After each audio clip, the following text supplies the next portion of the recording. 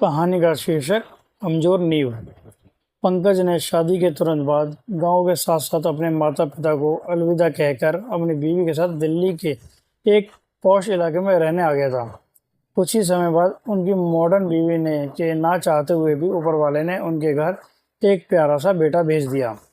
पंकज की पत्नी आधुनिक और आज़ाद ख्याल की होने के साथ साथ एक मल्टीनेशनल कंपनी में महत्वपूर्ण पद पर आसीन थी। अपनी पर्सनैलिटी की फिक्र के चलते मैडम साहिबा ने अपने बेटे को मां के दूध से महरूम रखते हुए उसका काम भी बाजार में मिलने वाले डिब्बाबंद दूध से ही चलाया था। इन्हें अपने पति और बेटे से अधिक हर समय अपने बॉस के ख्याल रहता था कि उन्होंने खाना और दवा समय पर ली या नहीं। अगर उनकी बीवी मायके गई है तो घर से उनकी पसंद का सारा खाना तैयार करना मैडम की सबसे पहली प्राथमिकताओं में से एक होती है।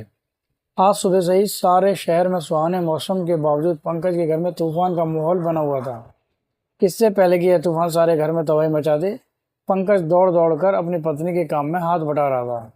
अब आप सोच रहे होंगे कि अगर सारे शहर का मौसम खुशनुमा था तो पंकज के घर सुनामी जैसा खतरा क्यों मंडरा रहा था। जी हुजूर, इसका छोटा सा कारण यह था कि इनकी नौकरानी जो घर में खाना बनाने के साथ इनके बेटे की देखभाल करती थी, वो अचानक बिना बताए छुट्टी कर गई थी। अभी यह सारी तनावपूर्ण हलचल चल ही रही थी कि अचानक बड़े जोर से दरवाजे की घंटी बजी। दरवाजे पर माँ और बाबूजी को कई वर्षों के बाद देखने पर पंकज के चेहरे पर खुशी की जगह ऐसे भाव आ रहे थे जैसे उसके सिर पर बिजली कौंध गई हो। औपचारिकता निभाते हुए पंकज ने कहा कि आने से पहले कुछ संदेशा भेज देते तो मैं खुद स्टेशन पर आ जाता। पंकज की मां ने कहा कि बेटा, संदेशा तो गैरों को भेजा जाता है, अपने घर आने के लिए कैसा संदेश। किसी तरह हिम्मत जुटाकर पंकज ने अपनी पत्नी को गांव से मां और बाबूजी के आने की सूचना दी।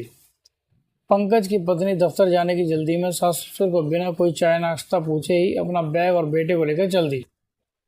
जैसे तैसे पंकज ने अपनी माँ के साथ मिलकर कुछ खाने पीने का इंतजाम किया। माँ ने बेटे से पूछा कि बहू पोते को क्यों साथ ले गई। पंकज ने बताया कि आज हमारे यहाँ काम करने वाली नौकरानी नहीं आई, यह अब उसे पड़ोस में काम करने वाली एक बाई के यहाँ छोड़कर जाएगी। खैर, आप बताओ कि अचानक दिल्ली आने का कैसे प्रोग्राम बना लिया। इससे पहले कि माँ कुछ बोलती, बाबूजी ने बताया कि तुम्हारी माँ को हर समय पेट में दर्द रहता है। गांव के डॉक्टर ने कुछ और टेस्ट करवाने के लिए कहा जो सिर्फ दिल्ली में ही हो सकते थे, बस इसलिए एकदम से यहाँ आना पड़ा। पंकज ने माफ़ी मांगते हुए कहा कि आप बिल्कुल चिंता ना करें, आज तो मेरा दफ्तर जाना बहुत ज़रूरी है, लेकिन एक दो दिन मैं छुट्टी लेकर मैं खुद साथ चलकर सारे टेस्ट करवा दूंगा।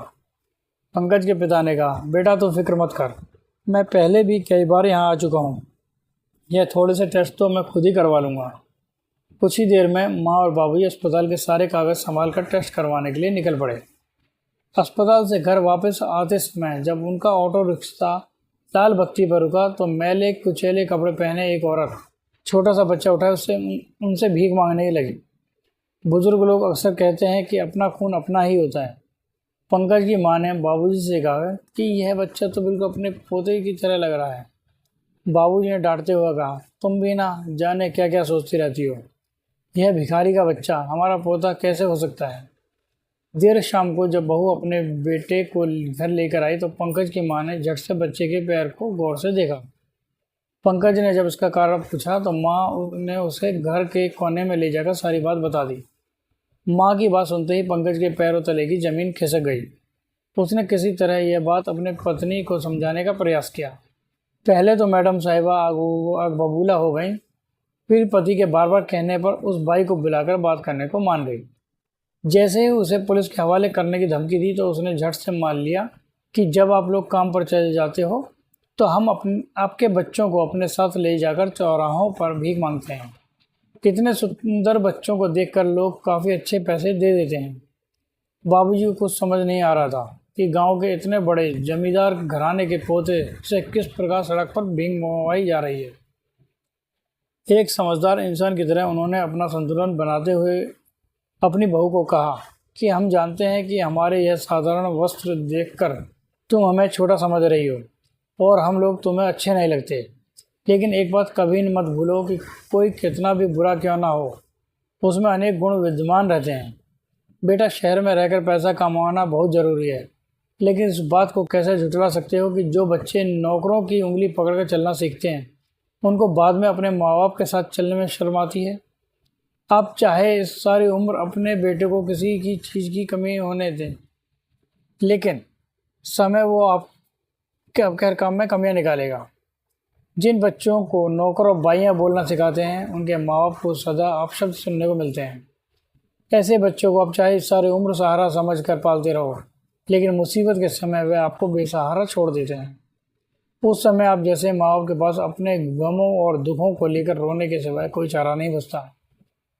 इस सारे नज़ारे को देखने के बाद बाबूजी भी युवा पेरेंट्स को यही संदेश देना चाहते हैं कि यदि आप उम्मीद करते हो कि आपके बच्चे हर समय ताज़े फूलों की तरह हंसते मुस्कुराते हुए अच्छे नागरिक बने, तो यह तभी मुमकिन है जब छोटे बच्चों को माता पिता से अच्छे संस्कार मिलेंगे। कोई भी इमारत तब तक मजबूत नहीं बन सकती जब तक उसकी नींव कमज़ोर हो। जीवन में कुछ भी अच्छा करने और अच्छा बनने के लिए बुजुर्गों का आशीर्वाद सदा लेते रहना चाहिए। दोस्तों, हम आशा करते हैं कि आपको ये कहानी पसंद आई होगी। अगर ये कहानी आपको पसंद आई तो कमेंट करके बताइए और हमारे चैनल को लाइक एंड सब्सक्राइब करें और बेल आइकन दबाना ना भूलें। धन्यवाद।